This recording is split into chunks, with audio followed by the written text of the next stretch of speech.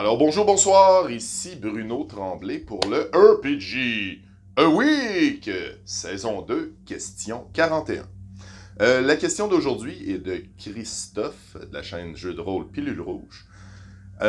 C'est « Parle-nous d'une organisation puissante et menaçante ».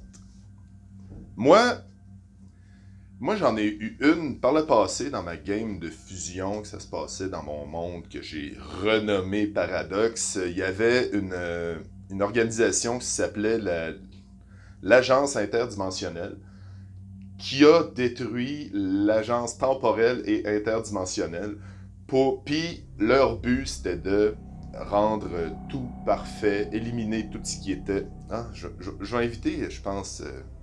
un intervenant pour pouvoir pas parler seul, qu'il y ait quelqu'un qui me rende la parole. Alors j'invoque Christophe. Ah, qu'est-ce que... Oh, Bruno! Bonjour Christophe. Mais ça va bien! Enchanté. On devrait porter des masques. on est à bonne distance. C'est on ça, rajoutera ça au montage. Exactement, tu rajoutes la distance au montage, c'est ça? C'est bon, c'est bon. C'est parfait. Alors donc... Qu'est-ce que je fais ici? Tu réponds à la question 41 du RPG A Week. Je suis en retard, j'ai même pas fait la 38, la 39, la 40... Ça compte pas?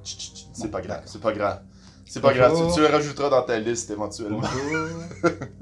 Alors, c'est Christophe de la chaîne Jeux de rôle. Salut à toi et bienvenue sur ma chaîne de jeux de rôle Pilule Rouge. Aujourd'hui, RPG A Week numéro 41. 41. Et la question de Bruno est... Et parle-nous d'une organisation puissante et menaçante. Et comme je disais, je parlais d'une... Ça fait longtemps que je l'ai joué. Il y avait le super... le boss de l'organisation qui s'appelait Von Broten. Sa motivation, c'était parce que sa femme était morte. Il voulait absolument disons, dans un maelstrom temporel, whatever. Là. Je me rappelle, ça fait longtemps, je me rappelle pas pourquoi, mais il allait sauver chacune de ses femmes dans toutes les dimensions. Puis, il les éliminait par le même fait, en fait. Oh. Mais, lui, dans sa tête, c'était tout beau, tout était correct, tout était normal, mais c'était un des super méchants qui était récurrent dans une de mes parties il y a longtemps, facile 20 ans. Alors c'est marrant ce que tu dis parce que ça me fait penser à Flash, la série télévisée. Ouais. Dans je crois la 4e ou 5e saison, il y a un personnage qui en fait a épousé la même femme mais issue de terres de dimensions différentes, et à chaque fois que c'est pareil, il l'épouse puis il divorce. Mais il est toujours attiré par elle, en fait. Enfin, à chaque fois que il va dans une nouvelle terre, il la rencontre et il l'épouse et puis il divorce. Je pense que j'ai décroché avant cette saison-là. On va pas spoiler alors. Ah, ok. Mais c'est bon. Mais toi, est-ce que tu as une organisation puissante et menaçante à nous? Eh bien, alors je vais peut-être un petit peu spoiler, quoique pas énormément, mais en ce moment, je diffuse les actual plays de Impulse Drive, c'est les récupérateurs, la 2e saison, et il y a une organisation puissante et menaçante, c'est la Nouvelle Hermia, c'est-à-dire c'est un gouvernement, une dictature militaire qui s'est installée après qu'ils aient fait une révolution, en fait. Après qu'ils aient chassé du pouvoir toute une classe, une dynastie de nobles qui s'accaparaient les ressources, qui s'accaparaient les richesses et le pouvoir. Et cette dictature militaire a tendance à être expansionniste. Et nos chers récupérateurs, à plusieurs occasions, ont été confrontés à eux. Alors, à date, seulement 1 ou 2 fois, ça a été violent. Mais disons qu'on est sur la confrontation. On se dit qu'il y a une tension, qu'il y a quelque chose qui se prépare. Ouais. Et donc voilà. Mais moi, ce que je veux faire avec cette organisation, c'est démontrer que à date, ils n'ont qu'une face de la médaille. Et il y a peut-être de très bonnes raisons pour lesquelles il y a eu ce push militaire. Peut-être qu'avant... C'est le point de vue leur point de vue. C'est comme c'est peut-être les personnages principaux qui sont les méchants, entre guillemets, qui enlèvent le, ben, disons, enlèvent leur désir d'expansion, en fait, puis après ça, ils seraient bien contents, ils feraient comme, ok, tout va bien, tout est exactement comme on veut, puis... Mais là, ils sont un petit peu dans le sens, nous allons libérer le reste de la galaxie, en fait. Nous sommes porteurs d'une mission. Tu vois, hein, un peu comme dans Game of Thrones, bon, on va pas spoiler non plus, mais Daenerys se sent porteuse d'une mission, en fait. Donc voilà, c'est un petit peu la même idée. Et j'espère qu'en saison 3, on va certainement pouvoir travailler un petit peu plus cette organisation et qu'il y ait des bonnes découvertes. Ouais. Si je me rappelle bien, c'est une des autres qui ont ma jambe, hein, c'est ça? Non, ta jambe, justement, c'est les nobles. Ah, c'est les nobles de la nouvelle Hermia, c'est bon. Exactement, enfin, les nobles. C'est la fille de l'un des nobles les plus influents, mais qui est en disgrâce, qui a fui, en fait, après qu'il ait été déposé de son pouvoir. Alors, c'est bon, mais ouais, je vais revenir aussi sur l'AID, l'Agence interdimensionnelle. Il y a... Quand... j'ai des flashbacks des fois quand j'en reparle, puis je fais comme « Wow, c'est tellement hot! » Je me rappelle d'une histoire que j'ai faite avec mes joueurs qui ont infiltré l'AID, puis dans leur, dans leur prison, mais anyway, il y avait plein de ces femmes qui avaient réussi à ramener dans sa dimension. Il y avait les lois de l'AID aussi qu'il fallait suivre pour pas...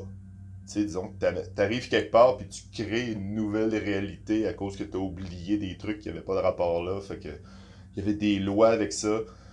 C'était en gros une copie de l'ATI, que l'ATI ça date d'encore plus loin, mais mieux.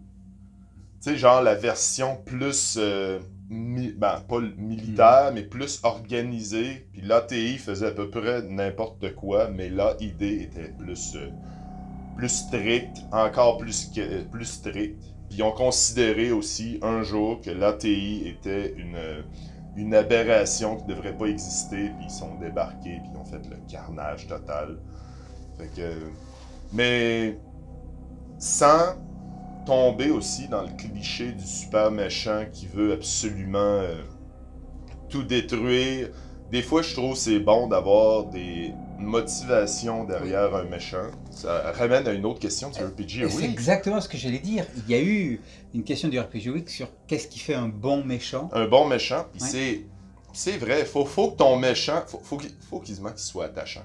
Faut que tu dises, ok, ouais, mais... Puis tu veux quasiment le rejoindre, mais il y a une grosse partie de ton personnage qui dit non, c'est un peu, c'est le méchant, puis tout.